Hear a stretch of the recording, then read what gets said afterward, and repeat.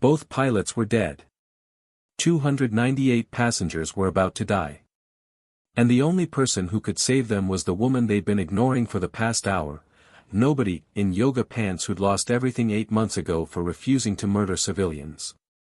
Before watching full story, comment below from where you watching, also leaker and subscribe for more stories. Zara Malik sat in seat 23C wearing old yoga pants and a big hoodie. Her hair was messy. She wore glasses. She looked tired and sad. In her hands was a book called Finding Yourself After Failure. Nobody looked at her. Nobody talked to her. She was invisible. The businessman sitting next to her in seat 23B didn't even say hello. The old woman in seat 23A felt sorry for her and offered tissues. The flight attendant brought her water with a voice that said, "This passenger is poor." Zara was exactly what she looked like, someone who had given up on life. But nobody knew the truth. 8 months ago, Zara Malik was not this broken woman. 8 months ago, she was Lieutenant Zara Ghost Malik of the Pakistan Air Force. She flew F-16 fighter jets. She had flown 1,847 hours in the sky. She had protected her country's borders. She was one of the best pilots in Pakistan. They called her Ghost because she could fly so quietly that enemy radars couldn't find her. In training exercises, she had won 20 times and never lost. She was the first woman F-16 pilot in her squadron. The military gave her a medal for bravery. She was a hero. Then everything fell apart. 8 months ago, there were protests in Karachi. Many people were on the streets. They were angry about the government. They were not violent, they were just ordinary people who wanted change. Zara's commanders told her squadron to fly low over the protesters to scare them. She didn't like it, but she followed orders. That was her job. But then the order changed. A corrupt air vice marshal named Rashid Khan gave her a new command over the radio: fire warning shots into the crowd. Zara was the lead pilot. She looked down at the people below. They had no weapons. There were children. There were old people. They were just citizens of Pakistan, her country, the country she had sworn to protect. Negative, command, Zara said clearly. Those are unarmed civilians. I will not fire. The air vice marshal screamed at her through the radio, "That's a direct order, Lieutenant Malik. Fire or face court-martial." Zara's voice was calm. She knew this moment would change her life forever. But she also knew what was right. "Sir, my oath is to protect Pakistan's people, not terrorize them. I refuse this illegal order." She turned her F-16 around and flew back to base. What happened next destroyed Zara's entire life. They held a court-martial, a military trial. They said she disobeyed orders. They didn't care that the order was illegal. They didn't care that she was protecting innocent people. They gave her a dishonorable discharge.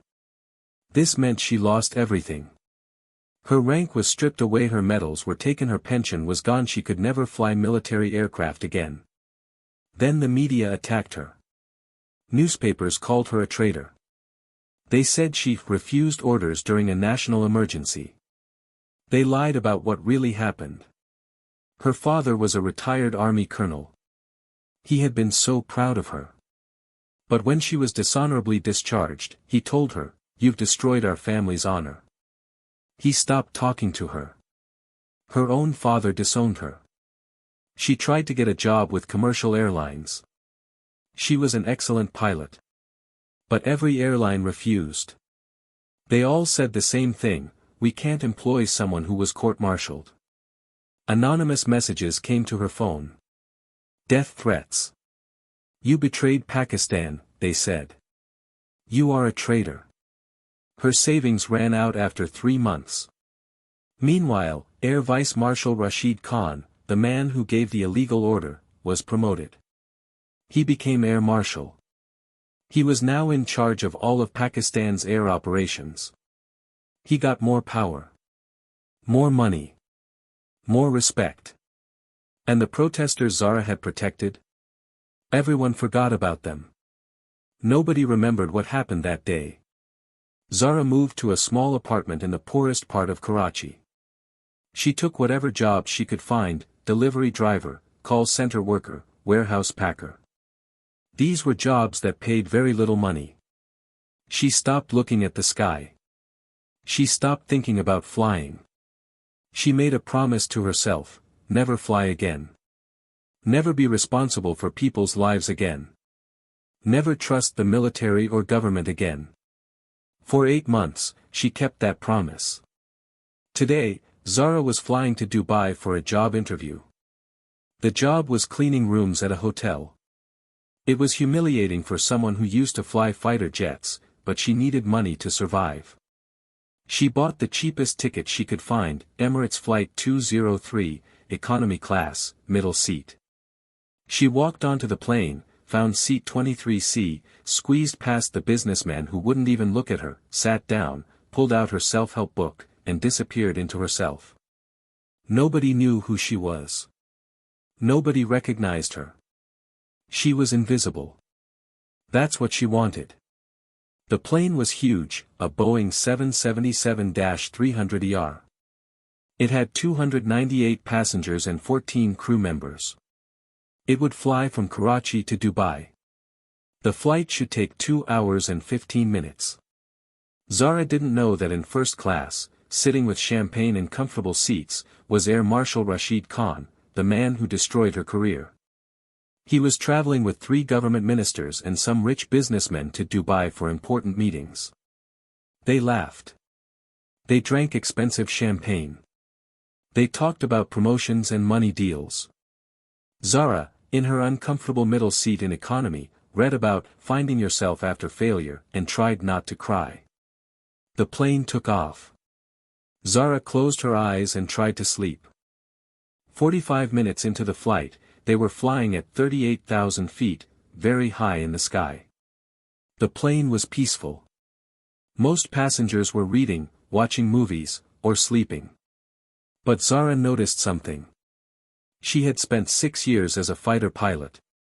In combat, you learn to notice tiny details, small changes in body language that tell you when something is wrong. This skill saved her life many times in the air. She couldn't turn it off. She watched the flight attendants carefully. Their body language changed. They looked worried. The senior flight attendant, her name tag said Nadia, whispered urgently to another attendant. Both of them glanced toward the cockpit door. This was strange. Nadia picked up a special phone that connects to the cockpit. She called. Nobody answered. She tried again. Still nothing. Her face went pale, very white, like she had seen something terrible. Zara's training kicked in automatically. Her mind started working like a pilot's mind: communication failure, pilot incapacitation, medical emergency. She watched as Nadia entered an emergency code to open the cockpit door. The door opened slowly. Nadia screamed. Passengers looked up, confused and scared. Nadia staggered backward, her hand over her mouth, shaking. Another flight attendant rushed forward, looked inside the cockpit, and gasped loudly, "They're both unconscious. The captain and the first officer, they're not breathing." Chaos erupted throughout the plane. People started screaming. Children started crying. Some passengers began praying. Panic spread from seat to seat like wildfire. Nadia's voice came over the cabin speakers. It was shaking with fear. "Is there a pilot on board? Please, anyone with flight experience. We need immediate help." Silence. Just fear and desperate hope. "Anyone? Please. Both pilots are incapacitated." A man in business class stood up nervously. "I flew Cessnas 10 years ago. Can you fly a Boeing 777? Nadia asked desperately. "No, but..." "Then sit down, sir." More silence. The aircraft was still flying straight because of autopilot, a computer system that keeps the plane steady. But nobody was controlling it. Nobody knew what would happen when the fuel ran out. Nobody knew if the autopilot would suddenly fail. People started to realize they were all going to die. Zara sat frozen in seat 23C, gripping her book so hard her knuckles turned white. Don't, she thought. You swore you would never do this again. You're done. You're not responsible anymore. They destroyed you. Let someone else handle it. But her pilot's mind was already calculating automatically. Boeing 777-300ER cruises at 490 knots. It uses about 7,000 kilograms of fuel per hour. The flight is supposed to take 2 hours and 15 minutes. They've been flying for 45 minutes. That means about 90 minutes of fuel remaining. The autopilot is engaged, but it cannot land the aircraft without a pilot. Everyone dies. Not your problem, she thought. You tried to save people before. Look what happened. They destroyed your career. They destroyed your life. They called you a traitor. Let them die. A small child screamed, "Mama, are we going to die?" The mother couldn't answer. She just held her child tight and cried. Zara closed her eyes. You swore never to be responsible again. You swore never to trust them again. You swore never to fly again. But then she heard her father's voice in her memory, from before he disowned her, from when he was still proud of her. He used to say, "A pilot's duty isn't to the government, Zara. It's to the lives in your hands." Zara Malik opened her eyes, unbuckled her seatbelt, and stood up. Her voice cut through all the panic, calm, commanding, sharp like a military officer. I'm a pilot. Former Pakistan Air Force. I can fly this aircraft. Every single head in the plane turned to look at her. The businessman in seat 23B looked at her for the first time, this broke girl in yoga pants and a hoodie. She's a pilot. Nadia rushed over, hope and desperation in her eyes. You can fly commercial aircraft. I've flown F-16 Fighting Falcons, Zara said clearly. I have 1,847 combat hours. I can fly anything with wings. Get me into that cockpit. Now. The Cessna pilot who had stood up earlier objected, "Ma'am, with all respect, fighter jets and commercial airliners are completely different." Zara's voice dropped to ice cold. "Sir, I've landed F-16s with one engine on fire, with hydraulics failed, and with enemy missiles tracking me. I've flown through thunderstorms that would make you wet yourself with fear. I can read every instrument in that cockpit, manage fuel systems, navigate without GPS, and execute emergency landings in zero visibility. Can you?" Complete silence. Nadia made the decision, "Come with me. Please." As Zara walked up the aisle toward the cockpit, passengers stared at her. Some looked hopeful, some looked skeptical, some looked terrified that their lives depended on this unknown woman. She passed through business class. She passed into first class. Air Marshal Rashid Khan looked up from his champagne glass, and his face went completely white. He recognized her immediately. "Lieutenant Malik," he whispered, shocked. Zara stopped. Their eyes met. She felt nothing, no anger, no hatred, just cold emptiness. "It's just Zara now, sir," she said quietly. "You took the lieutenant away, remember? What are you doing here? Saving your life. Again." She continued to the cockpit without waiting for his response. The cockpit was small and full of instruments. Both pilots were slumped over in their seats, completely unresponsive. There was a doctor on board. He checked them quickly and confirmed, cardiac arrest. Their hearts had stopped. They were dead. Probably food poisoning, the doctor said. Something contaminated in their meal. Zara scanned the entire cockpit in 2 seconds. Her eyes moved across every instrument, every display, every light. This was different from an F-16, but the basics were the same: altitude, speed, heading, fuel, systems.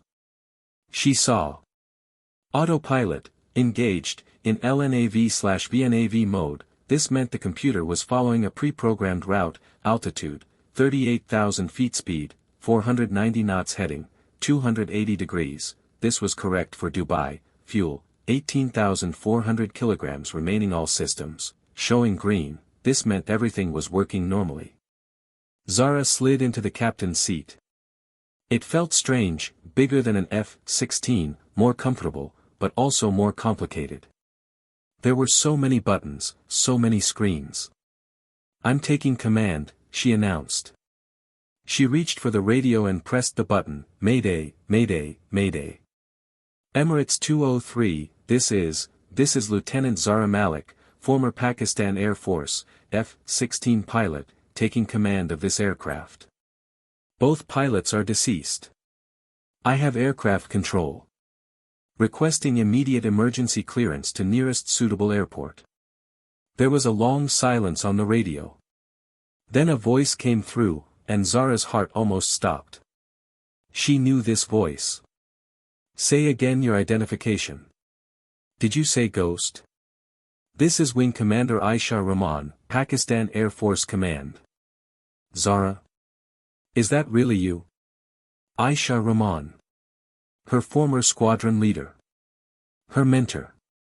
The woman who had taught her how to fly F-16s. The woman who testified for her at the court-martial, and was demoted as punishment for supporting Zara. "Commander Rahman," Zara's voice cracked slightly with emotion. "Yes, it's me.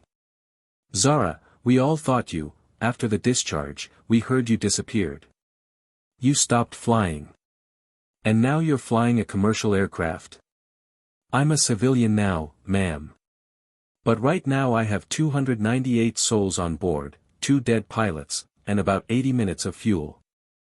Can we catch up later?" "Copy that, Ghost." The old military call sign felt good to hear again. "We're scrambling F-16 escort from Karachi Air Base right now. Whatever you need, you tell us. I need Dubai International Airport cleared for emergency landing. Full emergency response." "And Commander?" "Yes. Tell them Ghost is back." Over the next 70 minutes, Zara did what she was trained to do, she flew the unflyable. But this was much harder than flying an F-16. An F-16 weighs about 19,000 kilograms. This Boeing 777 weighed 242,000 kilograms, more than 10 times heavier. Everything was different. The controls felt different. The aircraft responded slower. An F-16 is like a fast sports car.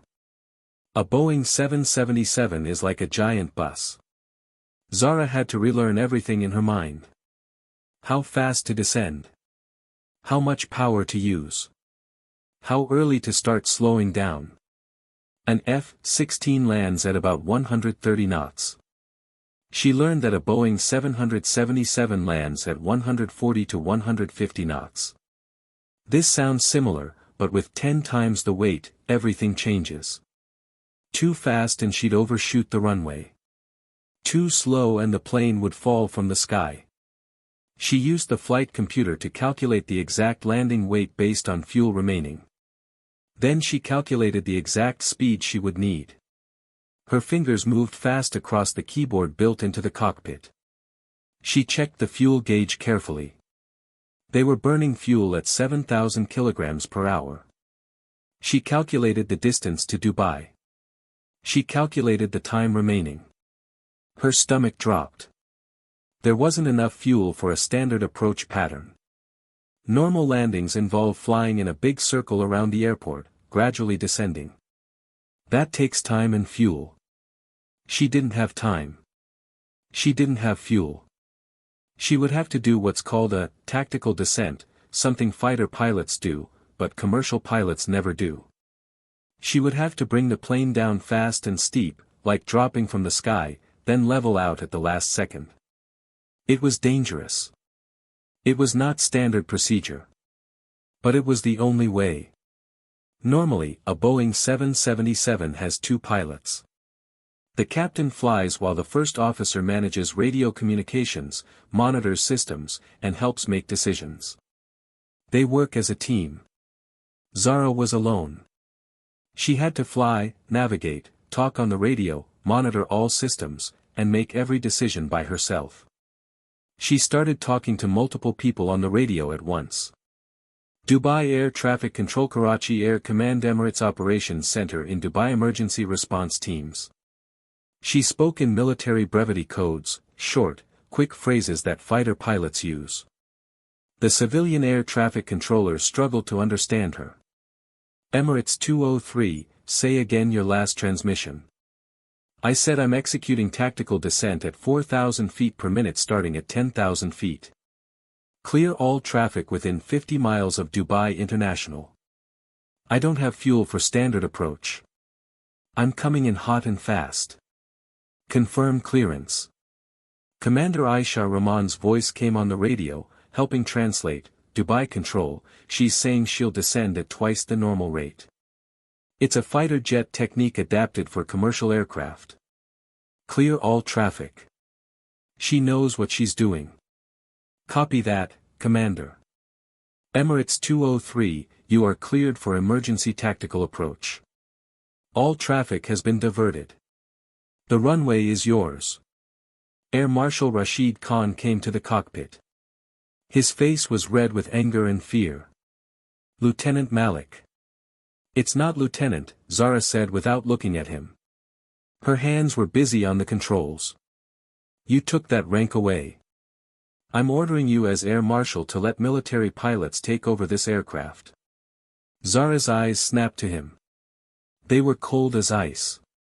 Sir, you are currently 38,000 feet in the air in an aircraft with 2 dead pilots, flown by the woman you dishonorably discharged 8 months ago. Right now, at this exact moment, I am the only person keeping you alive. So you have 2 choices.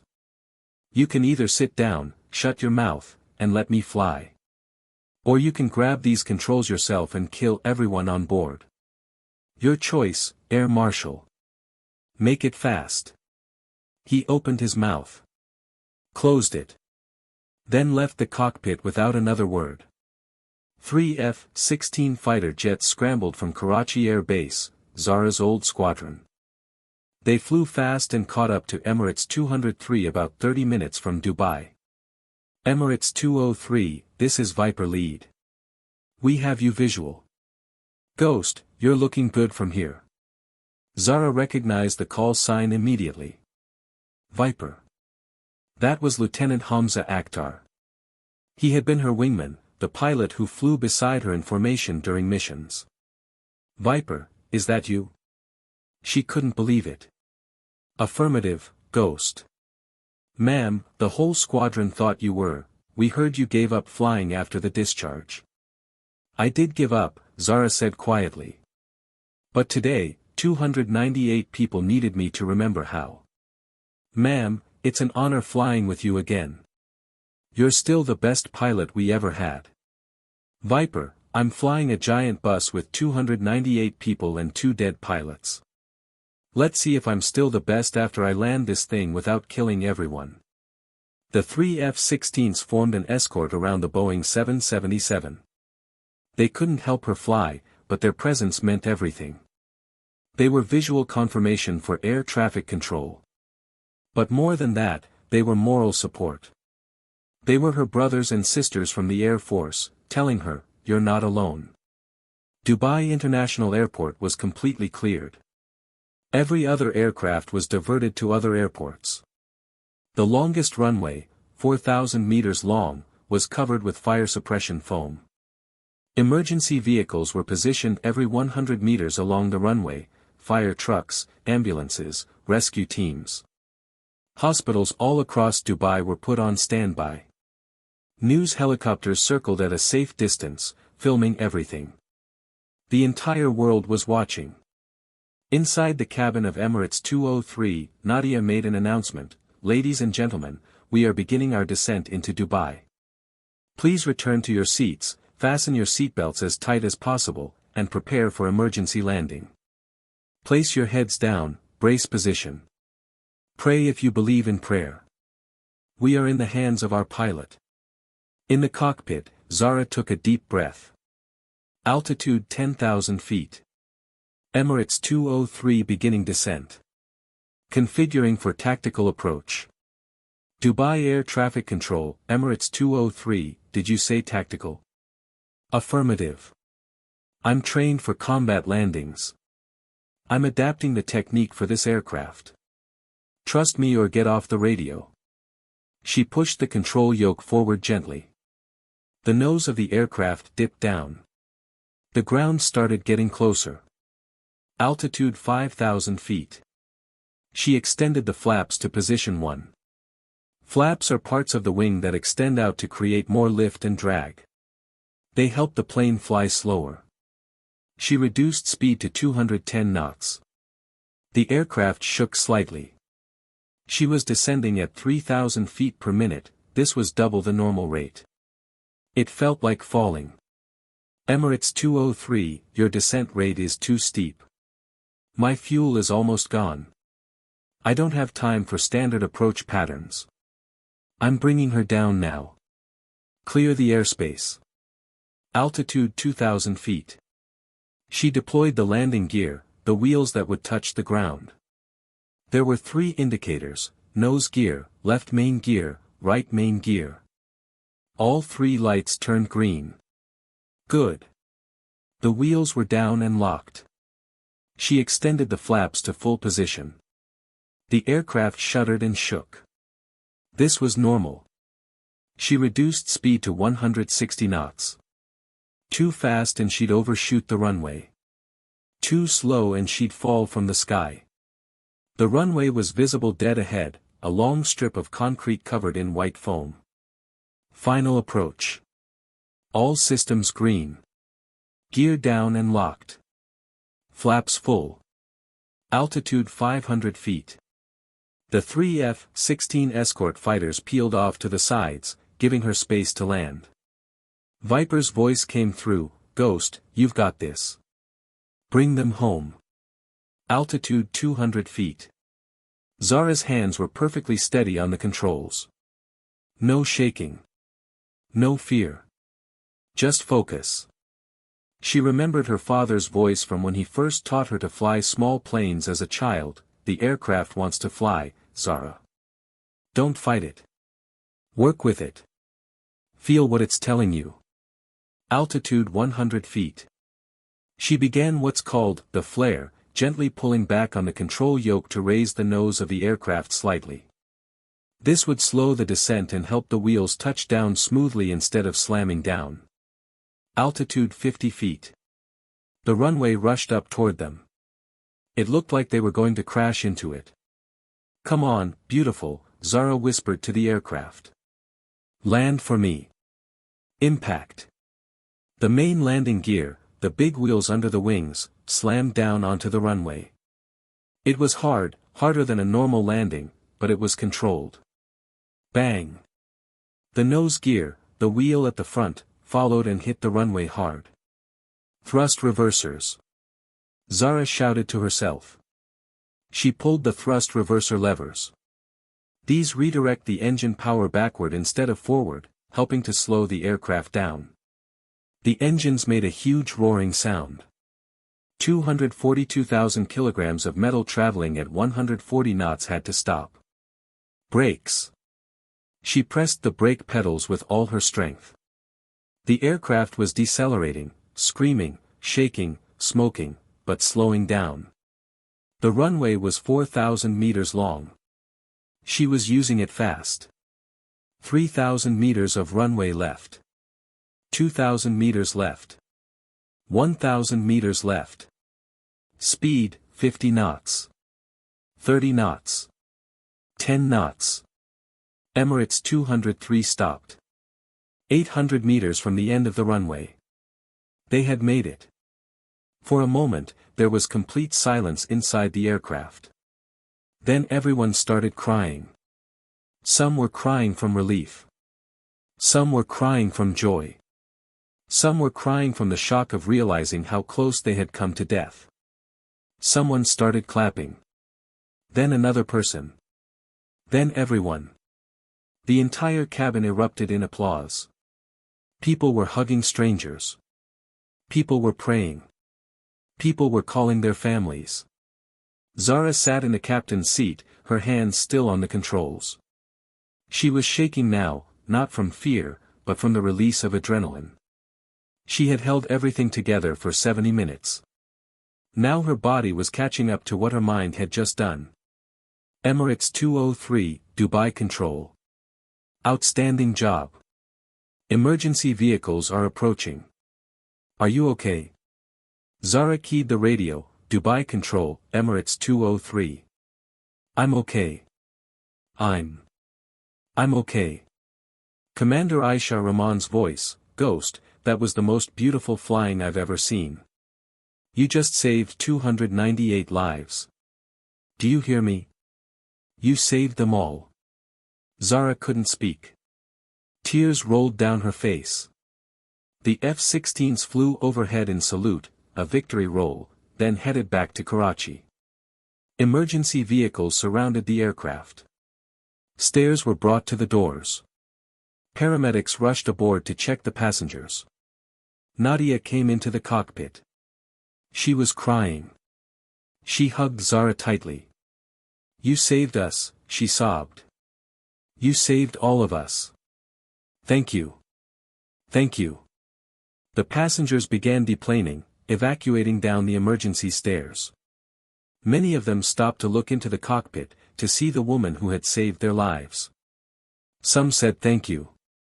Some were too emotional to speak. They just nodded at her with tears in their eyes. Zara stayed in the captain's seat, too exhausted to move. Then Air Marshal Rashid Khan appeared at the cockpit door. Zara looked at him. She felt nothing. Lieutenant Malik, he said quietly. Just Zara, she corrected again. He stood there awkwardly.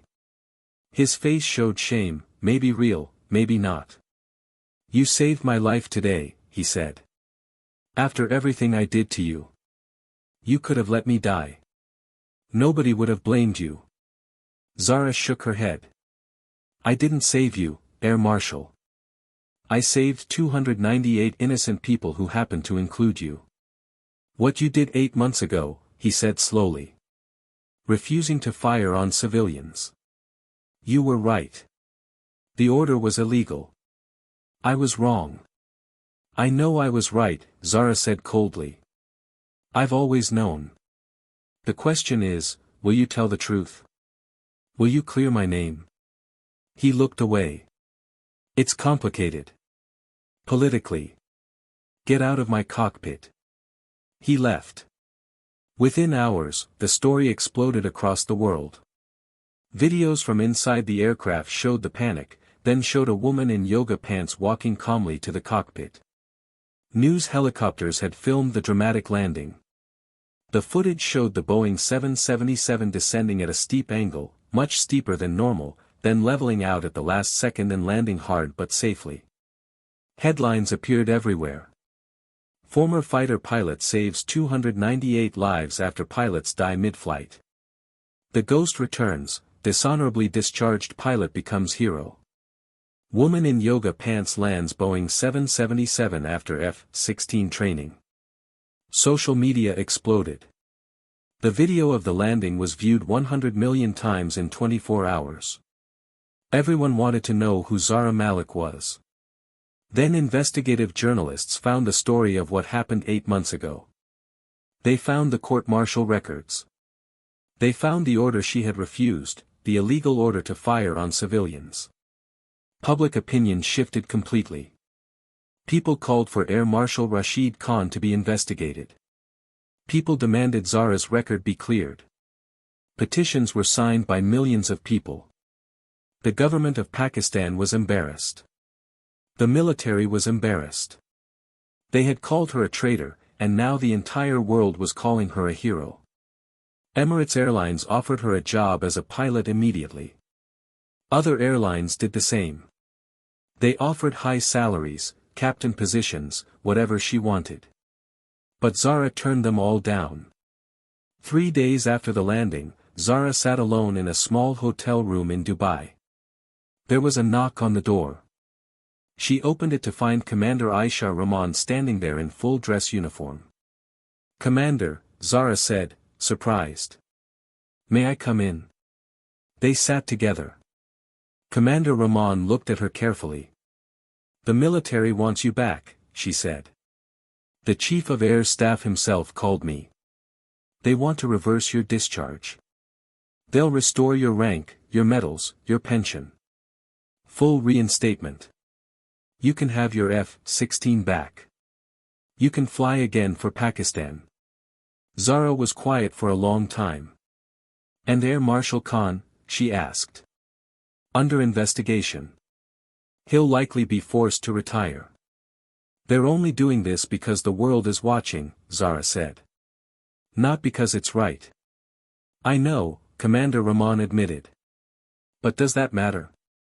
You'll get your life back. You'll get justice." Zara walked to the window. She looked out at the Dubai skyline. "For 8 months, I hated them," she said quietly. "I hated the military. I hated the government. I hated everyone who destroyed my career for doing the right thing. I swore I would never fly for them again. And now?" Commander Rahman asked. "Now I realize something," Zara said. "When I refused that order, I didn't do it for the military. I didn't do it for the government. I did it for the innocent people below my aircraft. When I landed that plane yesterday, I didn't do it for the air marshal who destroyed my career. I did it for 298 innocent people." She turned to face her former commander. "My duty was never to the people who give orders. My duty is to the people who need protection. That hasn't changed." "So what will you do?" Commander Rahman asked. Zara smiled, a real smile, the first in 8 months. "I'm going to accept the reinstatement," she said. "Not for them. For me. Because I'm a pilot. It's who I am. And there are still good people in the Air Force, people like you, like Viper, like my whole squadron, who do this job for the right reasons." Commander Rahman smiled too. "Then welcome back, Lieutenant Malik." "Actually," Zara said, "I think I've earned a promotion. I landed a Boeing 777 with 0 commercial training, 298 passengers, and 2 dead pilots. You think they could make me captain?" They both laughed. Captain Zara, Ghost, Malik walked across the tarmac at Karachi Air Base. She wore her uniform, freshly pressed, with her medals restored to her chest. The Medal of Excellence. And now, a new medal, the Star of Courage, Pakistan's highest civilian bravery award. Her F-16 waited for her on the runway, her aircraft, her call sign painted on the side, Ghost. Her squadron stood at attention. When she reached them, they all saluted. Then Viper broke formation and hugged her. "Welcome home, Captain," he said. The entire squadron broke ranks and surrounded her, hugging, laughing, welcoming her back. Commander Aisha Rahman, now promoted to group captain, approached. "Ready to fly, Captain Malik?" Zara looked at her F-16. She looked at the sky, bright blue, clear, infinite. For 8 months, she had refused to look up. She had refused to think about flying. She had tried to bury who she really was. But you can't bury your true nature forever. "Yes, ma'am," Zara said. "I'm ready." She climbed into the cockpit of her F-16. She ran through the pre-flight checklist automatically, the same checklist she had run through 1,000 times before. Everything was familiar. Everything felt right. She closed the canopy. The ground crew gave her the signal. She pushed the throttle forward. The F-16 rolled down the runway, faster and faster. At exactly the right moment, she pulled back on the stick. The F-16 lifted off the ground and climbed into the bright blue sky. Zara Malik was flying again. Not for the government that betrayed her. Not for the medals or the rank or the respect. She was flying because she was a pilot. It was in her blood. It was who she was meant to be. As she climbed higher and higher, she spoke into her radio. Ghost is airborne. Ghost is home. Air Marshal Rashid Khan was forced to retire 6 months after the incident. An investigation found evidence of corruption and abuse of power. He lost his pension and faced criminal charges. The protesters Zara had protected 8 months ago held a ceremony in her honor. They thanked her for choosing their lives over her career. A street in Karachi was named after her, Captain Malik Road. Zara's father saw her picture on the news, his daughter in uniform again, medals on her chest, flying again. He tried to call her. She didn't answer the first time. Or the second. On the third call, she picked up. Zara, his voice was thick with emotion. I saw the news. I saw what you did. Silence on her end. I was wrong, he continued. 8 months ago, I said you destroyed our family's honor. But you didn't destroy it, you upheld it. You did what was right, even when it cost you everything. I'm sorry. I'm so sorry I didn't stand by you. Zara was quiet for a long moment. Then she spoke, her voice soft but firm, Abu, I forgive you. But forgiveness doesn't erase what happened. You chose honor over your daughter. That's something we both have to live with. I know, he said. But maybe we can start again. Maybe, Zara said. One day. But not today. Today, I need to focus on being the person I was always meant to be. She hung up gently. Some wounds heal with time. Some never fully heal. But Zara had learned something important. She didn't need her father's approval, or the military's approval, or anyone's approval to know her own worth. She knew who she was. 1 year after Emirates Flight 203, Zara received a special assignment. The Pakistan Air Force was conducting a ceremony to honor the pilots who had served with distinction. Zara was asked to perform a demonstration flight, a solo aerobatics display over Karachi. Thousands gathered to watch. News cameras were positioned everywhere. The entire nation was watching. Zara sat in her F-16, ready on the runway. She looked at the sky, bright, clear, infinite with possibilities. Commander Aisha Rahman's voice came through her headset, Ghost, you're cleared for takeoff. Show them what you can do. Copy that, Commander. Ghost is rolling. She pushed the throttle to full power. The F-16 roared down the runway. The acceleration pushed her back into her seat, that familiar feeling, that rush of power, that moment when the wheels leave the ground and suddenly you're not bound by Earth anymore. You're flying. She climbed vertically, straight up into the sky like a rocket. The G-forces pressed against her body, but she was used to this. This was home. At 15,000 feet, she rolled the aircraft, a perfect barrel roll, smooth and controlled. The crowd below gasped and cheered. She dove down toward the earth, building speed, then pulled up hard at the last second, a maneuver called a high G reversal. The forces were crushing, but she held steady. She performed a series of aerial maneuvers, loops, rolls, inverted flight, high-speed passes. Each move was precise, calculated, perfect. This wasn't just flying. This was art. This was poetry written in the sky with a machine built for war but controlled with grace. As she flew, Zara thought about her journey. She had been at the top, a decorated fighter pilot, respected and honored. She had fallen to the bottom, disgraced, discharged, forgotten, living in poverty. She had been given a chance at redemption, 298 lives depending on skills she thought she'd never use again. And now she was here, flying again, not because she had to prove anything to anyone, but because this was who she was. Some people are born to fly. It's not a choice. It's not a career. It's a calling. Zara Malik was one of those people. She completed her demonstration with a final maneuver, a high-speed pass over the crowd, then pulling up into a vertical climb until her F-16 was just a tiny speck in the blue sky, leaving a white contrail behind her like a line drawn from Earth to heaven. "Ghost to command," she radioed. "Demonstration complete. Requesting permission to just keep flying for a while." Commander Ramon laughed. "Permission granted, Ghost. Take all the time you need." Zara leveled out at 40,000 feet. Up here, above the clouds, above the world, there was nothing but silence and peace and endless blue. She thought about the businessman in seat 23B who had ignored her. She thought about the flight attendant who had pitted her.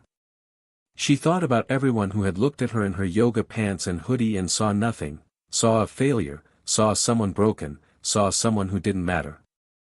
They were wrong.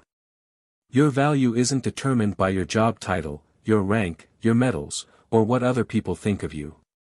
Your value is determined by who you are when everything is stripped away, when you're sitting in economy class in yoga pants, with nothing to prove and no reason to help, and you choose to stand up anyway. That's who you really are. Zara smiled inside her helmet. She keyed her radio one more time, "Ghost to all stations. I'm coming home." She turned her F-16 toward Karachi Air Base and began her descent. The story of Zara Malik spread around the world. It was told in newspapers and on television. It was shared millions of times on social media. It became a symbol of something important, that heroism doesn't always come from the people you expect. Sometimes the hero is the person sitting next to you in economy class. Sometimes the hero is the person you ignored because they looked ordinary. Sometimes the hero is the person who was broken and rebuilt themselves, piece by piece, until they were strong enough to carry the weight of 298 lives on their shoulders. Flight attendants now tell the story during safety briefings, though they change the details. You never know who's sitting next to you. The person who looks most ordinary might be the person who saves your life. Emirates Airlines created a scholarship in Zara's name for young women who want to become pilots. The Pakistan Air Force changed its policies on challenging illegal orders. New training was implemented. Your duty is to protect people, not to blindly follow orders that harm them. But perhaps the most important impact was on individuals. Young girls in Pakistan looked at Zara's story and thought, if she can do it, maybe I can too. People who had been fired, disgraced, or destroyed by circumstances beyond their control looked at her story and thought, maybe I'm not finished. Maybe there's still something important I'm meant to do. People who had made mistakes, who had stood up for what was right and been punished for it, looked at her story and thought, it was worth it. Doing the right thing is always worth it, even if it costs you everything. Captain Zara "Ghost" Malik, now age 33, had become one of the most respected pilots in the Pakistan Air Force. She had trained dozens of new pilots. She had flown hundreds more missions. She had been promoted twice. But she never forgot where she came from. Once a month, she visited the poorest district of Karachi, the neighborhood where she had lived during those 8 terrible months after her discharge. She talked to young people there. She told them her story, all of it, even the bad parts, especially the bad parts. I was living in a one-room apartment with no money, she would tell them. I was working as a delivery driver. I thought my life was over. I thought I had failed at everything. But I was wrong. My life wasn't over. It was just, waiting. Waiting for the moment when I would be needed again. So if you're going through hard times right now, if you feel like a failure, if you feel like everything is falling apart, remember this, you don't know what you're being prepared for. You don't know when your moment will come. But when it does, you need to be ready. One young girl, maybe 14 years old, raised her hand. But what if your moment never comes? What if you just suffer for nothing? Zara smiled. Then you make your own moment. You don't wait for permission to be important. You don't wait for someone to recognize your value. You decide who you are, and then you live that truth every single day, whether anyone's watching or not.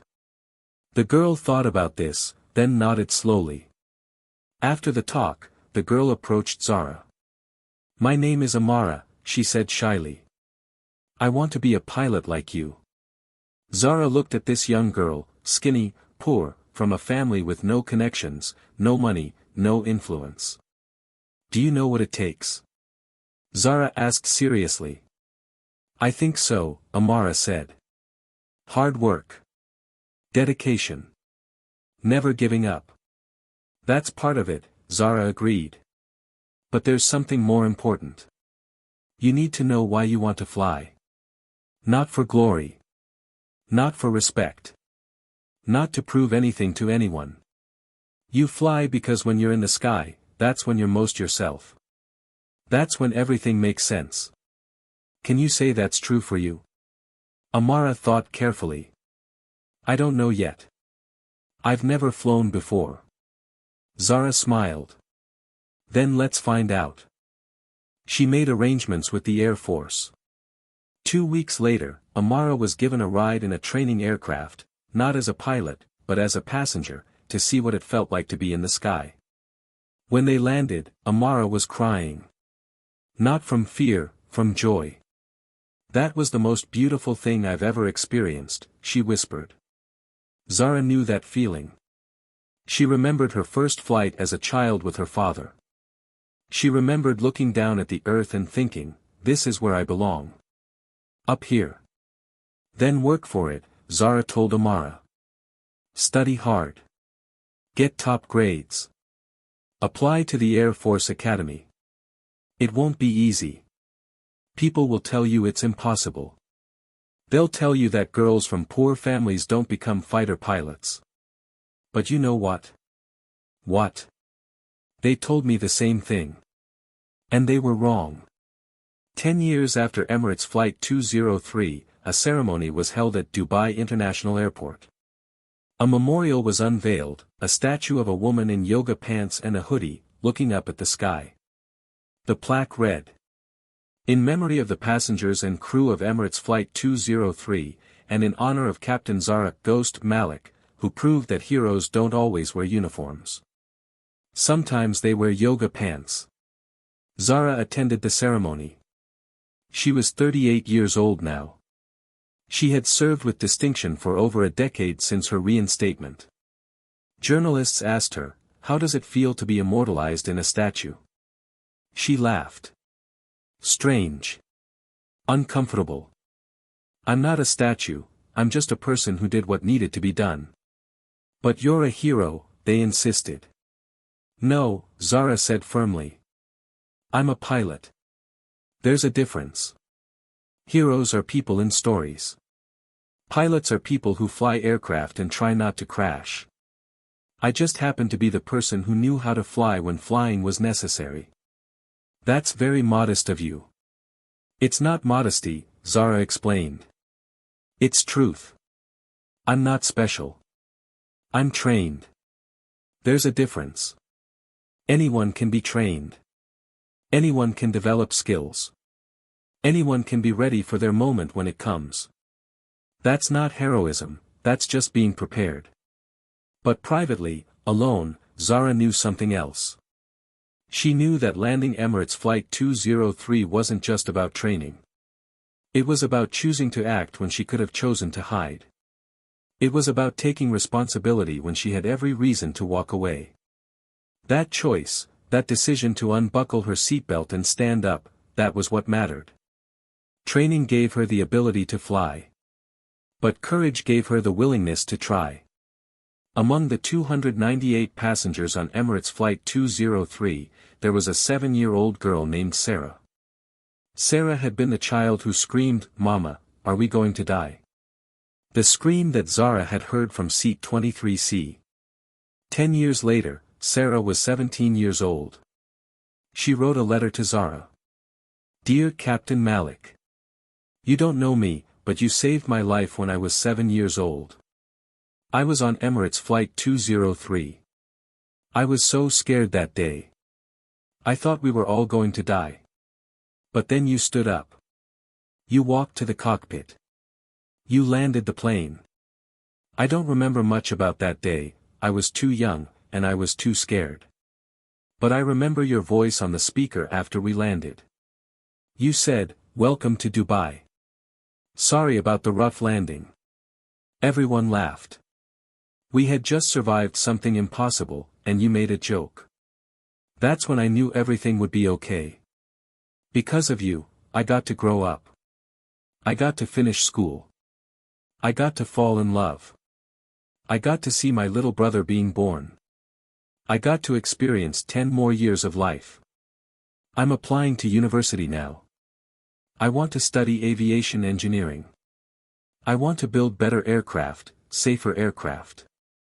I want to make sure that what happened on our flight, the pilots dying from poisoned food, can never happen again. I'm doing this because of you. Because you showed me that one person with the right skills and the right courage can save hundreds of lives. Thank you for standing up that day. Thank you for not staying in seat 23C. Thank you for being who you are. With gratitude, Sarah Ahmed. Zara read this letter 3 times. She cried.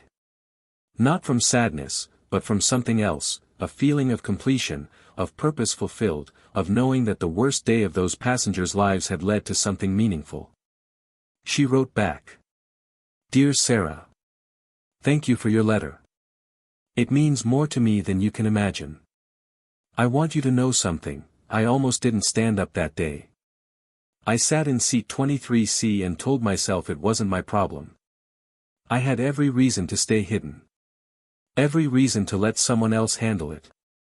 But then I heard your voice. A child asking if they were going to die.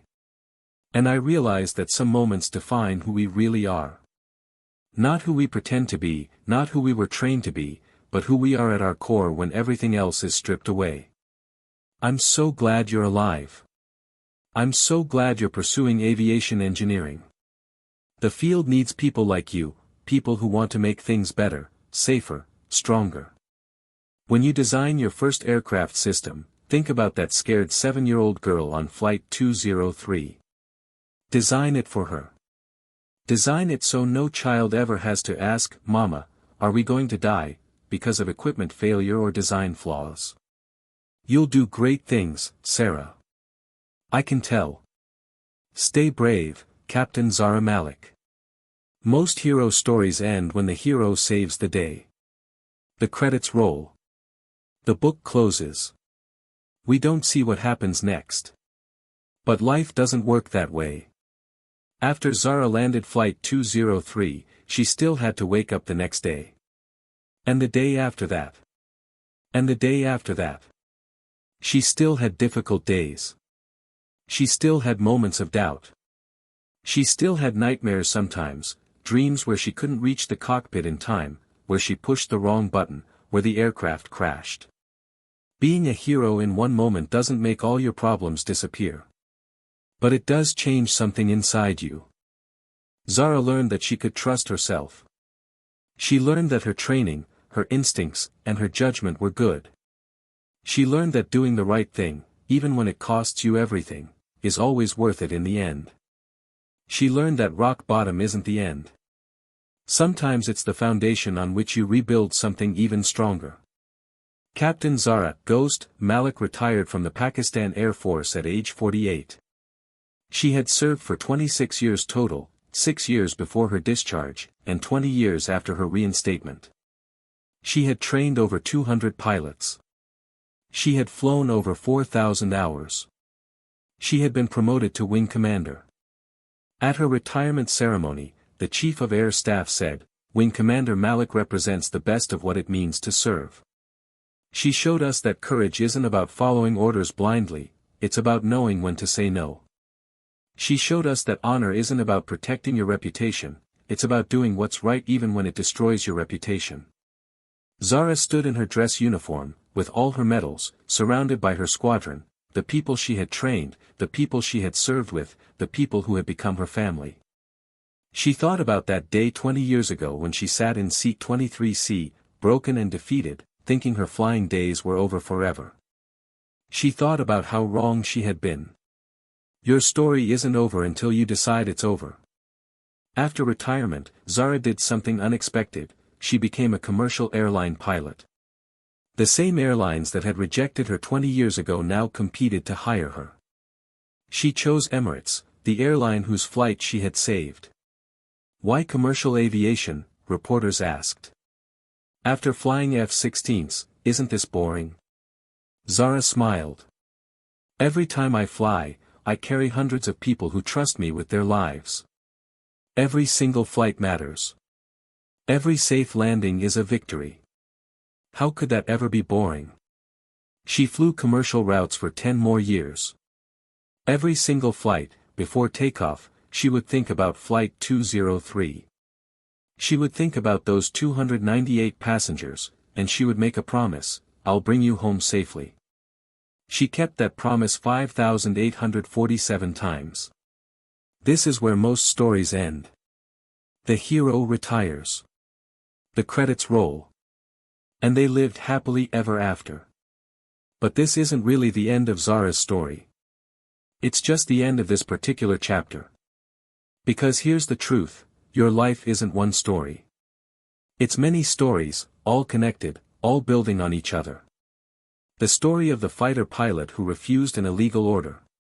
The story of the woman who lost everything. The story of the passenger in seat 23C who became a hero.